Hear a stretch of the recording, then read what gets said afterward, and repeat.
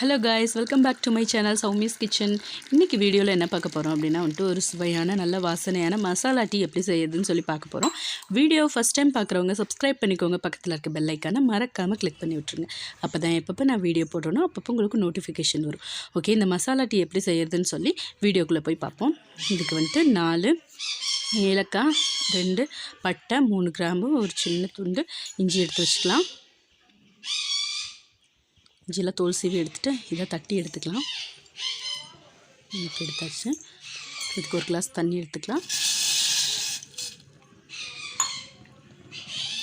தண்ணி சேர்த்துட்டு தண்ணி கொஞ்சமாக பபிள்ஸ் வர அளவு கொதிக்க வச்சுட்டு தட்டி வச்சுருக்கேன் இந்த ஏலக்காய், இஞ்சி, பட்டை, கிராம்பு எல்லாத்தையும் இதில் சேர்த்துடலாம்.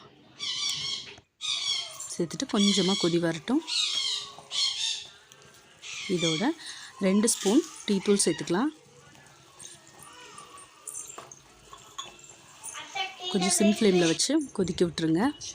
ஓகே, கொதிச்சாச்சு. ஏன்னா அப்போ தான் அதோட எசன்ஸ் எல்லாமே அந்த தண்ணியில் இறங்கும். அதுக்காக இதோட 2 கிளாஸ் பால் சேர்த்திக்கலாம்.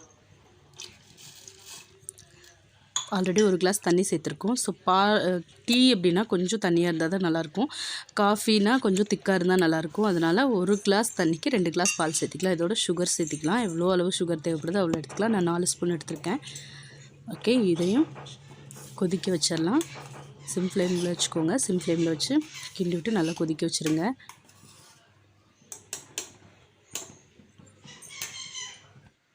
அப்போ தான் அதோட எசன்ஸ் நல்லா அதில் இறங்கும். இந்த இஞ்சியோடது, ஏலக்காவோடது, பட்டை, கிராமோட எசன்ஸ் டீயில் நல்லா இறங்கும்.